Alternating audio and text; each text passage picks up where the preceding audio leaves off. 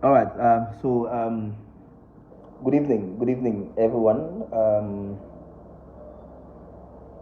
I just want to go live for 30 minutes and just have some discussions around coalition building and how we build coalitions and and also to clear my position on the statement made by Darboe. And for me, I believe I want to start with to say that 2016 elections, 2026 elections are actually a very defining moment for us and for our democracy. And there is a need for us to actually put our heads together. Either you belong to a political party, either you are civil society, regardless of your political affiliation, if we really believe in change, there is a need for us to re-strategize. There is a need for us to have honest conversations. There is a need for us to be able to seek for opinions and all of that. So first, we need to understand that coalitions are built based on certain principles, and of course, I will start with numbers and size. It's undeniable fact that coalitions cannot be built without numbers, right? And also, aside numbers, coalitions are built based on credibility and also public trust. And in the history of this country, first we have seen that first no single party have ever changed government through the ballot box in this country. Since 1965, there is no one time that a single political party is able to seek for electoral votes and then win. We have seen Jawara rule for 30 years, and we have seen Jammeh came through a coup d'etat, and for the 22 years he has been winning elections until 2016. And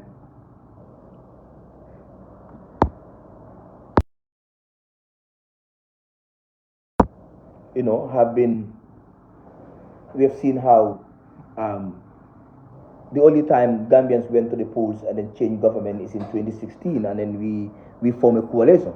And then I think for me, first of all, our failure as a country around coalition talks right now is the simple fact that academics and scholars and any other person has failed to truly, from an academic perspective, documented how coalition building has impacted our democratic governance system, especially the 2016 coalition, and what was the formational style, how those that came into being, and so many things that were supposed to be studied about the 2016. Actually, I don't think we have done a good job in having to do that. And then today that we cannot reference 2016 a lot. If you come to our coalition building, apart from yes, a coalition have succeeded in having to remove Jammeh, but what else? Fragmentations. The coalition disintegrated so quickly. So also is a good example actually to say we can learn from the 2016, because a lot not have been documented. We have had people talk about how the coalition was formed. We have seen people, but academically, scholarly, there have not been any documentation to that effect. But coming back to the conversation about coalition building ahead of the 2026 elections, you see, I want to clear one thing. Nobody is denying the fact that UDP must be a major player in forming any coalition in the Gambia.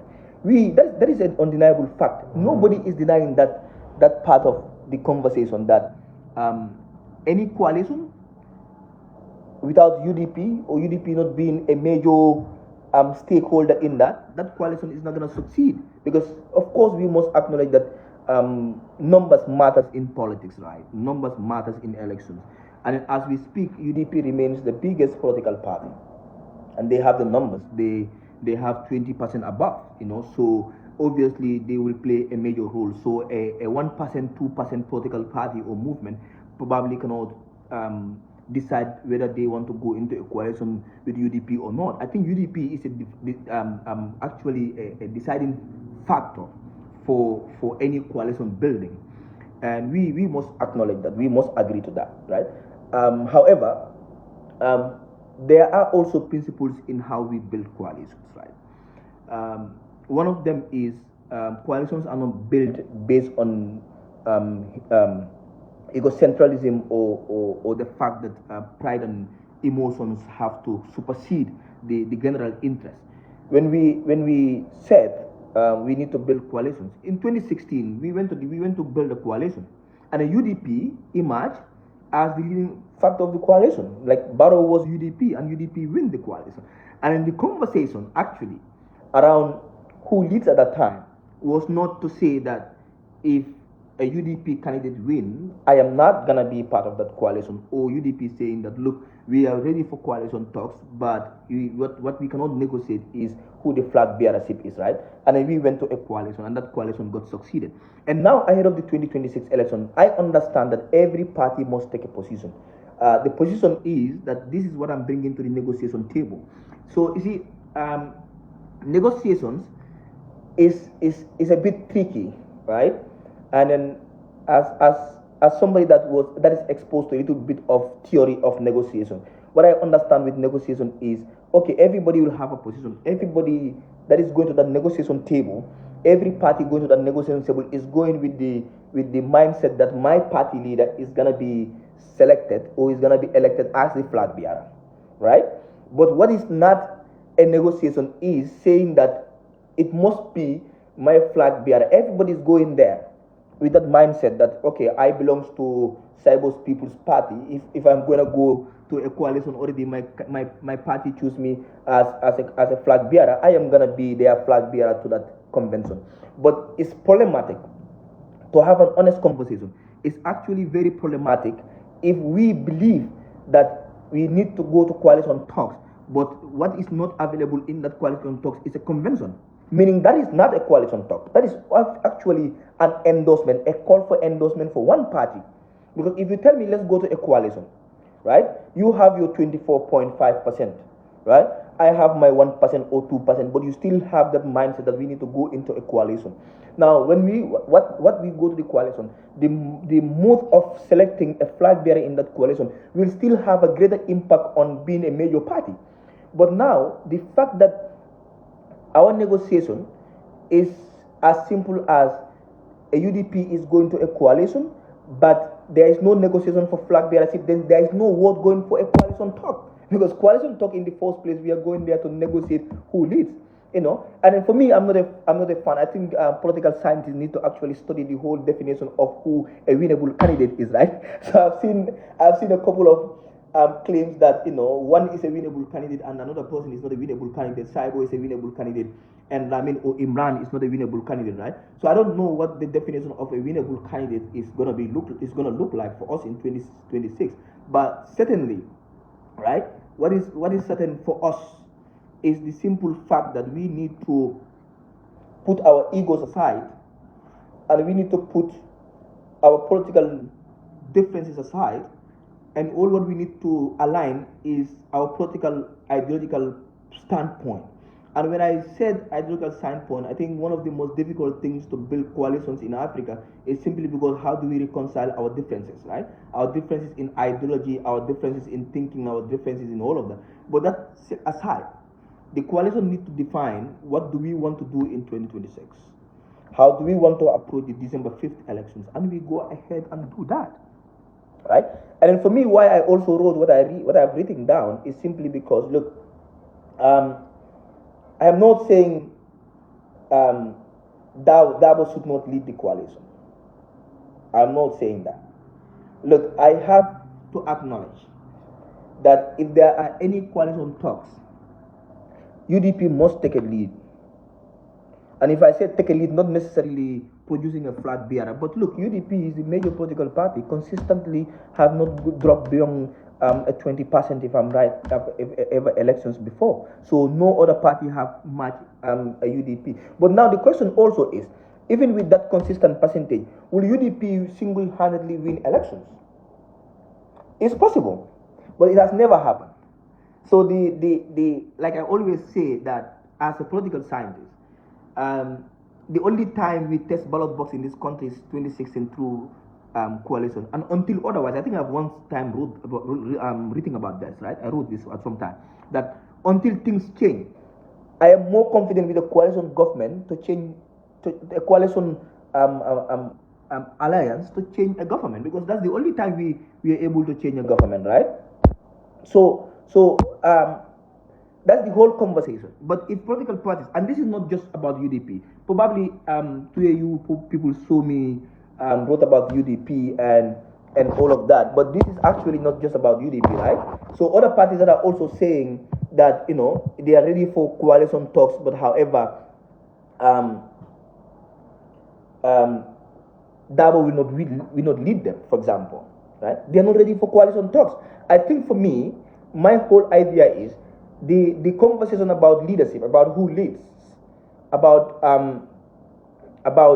the flag bearership should come when we agree first that we need to go to the table.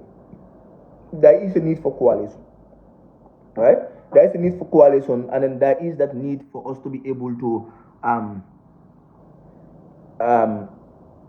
form an alliance. Because in fact, if you look at countries that have coalitions, they don't just build coalitions because they want to build them. Numbers matters. Let's say, for example, countries that have 50 plus voter system, right? After the first round, the opposition or the party that have the highest percentage but does not reach this threshold is gonna be the one to lead the party most of the cases. So we understand that perspective of it. Even though I have telling some of you that are saying that all over the world coalitions are led by big parties, I agree. I agree in most cases. There are exceptional cases. However, in most cases, that coalitions are obviously led by bigger parties with numbers. But do you know how those coalitions are formed? What you're not telling us is that those coalitions simply formed by the major party or the biggest party with numbers coming out to tell people that, okay, I am the major political party, therefore I am going to lead. Is that how it happens? Right? So these are questions that we need to actually ask ourselves. Because at the end of the day, what we cannot risk to do is the simple fact that, okay, we need a coalition. We want to go into coalition, right? But how do we go to that coalition? It's not for one party to decide.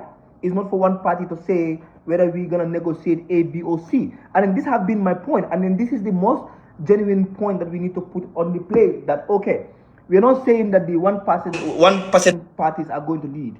No. What we're saying is, look, if you do negotiations, you understand that the 10 pitfalls of negotiations, one of the principal point is that regardless of your advantage, do not be overconfident of reaching to the table. Because if you are overconfident of reaching to the table, probably that negotiation, you have the upper hand, but without the smaller hand, you're not able to make headways. Like, honestly, we all understand that it's as simple as being a major political party.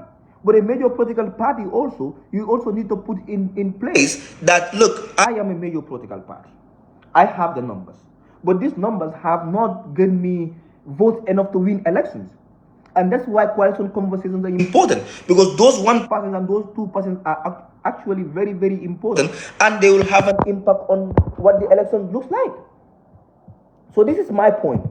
My point is not to say that Darboe cannot lead a coalition. I'm not saying that. I've not said that anywhere. And I'm not also saying that a minor political party with 1% or 2% cannot should lead a coalition. I'm not saying that. What I'm saying is the simple fact that coalition building starts on a flat ground, and then what positions party takes are supposed to be brought onto the table, and that's where they're discussed. So I don't get it when people think okay, we should be able to go into coalitions, but there are certain things we cannot negotiate, we cannot talk. Come on, guys. I think this is, and I also saw people bringing the argument of that, okay, other political parties, let's say for example UMC, that they claim that UMC, and then particularly they name MC Cham, right? MC Cham is a brother to me, and then I have no reservations against politicians. But if MC Cham says that they're not building a coalition that is going to be led by Darboe, and then you want me to say something about that. So what is the authority level of MC Cham in our political scene right now? He is very influential politician, but when I mean political level, that MC Cham is not going to run for elections, right? And then UMC is still a movement, it's not yet a political party, right? So they are still trying to build their capital. So even if they are going to go to coalition talks, they will not have a lot of advantage simply because as we speak, they are not even a political party yet. But if Darboe, who is not just a political party leader, but is supposed to be a statesman in our struggle for change, says certain things, it is different from if Saibo says it or MC Cham says it. So I think we also need to put that into context, that if Darboe speaks, it's not just any mere person speaking. Darboe commands authority, but also Darboe is a sense of unifier for us as a state, as a country. So, and then the way we will view statements from Darboe will automatically be different between the way we are going to view certain other statements from Lamin, from Saibo, or from MC Cham, or from somebody else. Look, I have had conversations. I've seen militants of UDP say conversations that anybody that they are going to form a coalition is going to lead. I've never said anything. You know why?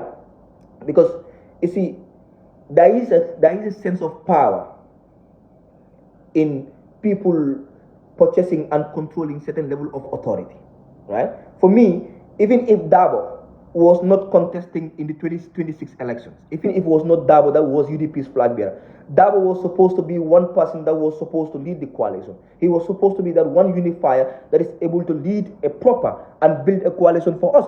So if Darboe is also bringing conditions that will curtail any progressive means to go to the table for a coalition talk, come on, guys, that is itself unrealistic to build a coalition. So for me, I think sometimes we just need to put aside sentiments and emotions, and then have a proper conversation. And when people speak, we don't speak because we hate the UDP. Look, nobody hates the UDP or the UMC. We don't have interest in your political parties, right? We only gonna speak our mind, and we're gonna say things the way they are, and we're gonna do that, because that is one thing that nobody can deny us as well. So the whole idea is like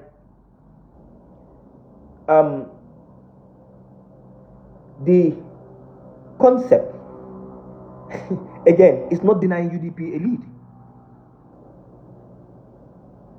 right? It's not empowering a minority party to lead. What we are trying to look at is simply that if we are going to form a coalition, because the other thing also is, look, we are not going to form a coalition out of urgency or out of the fact that Barrow just have to go. No.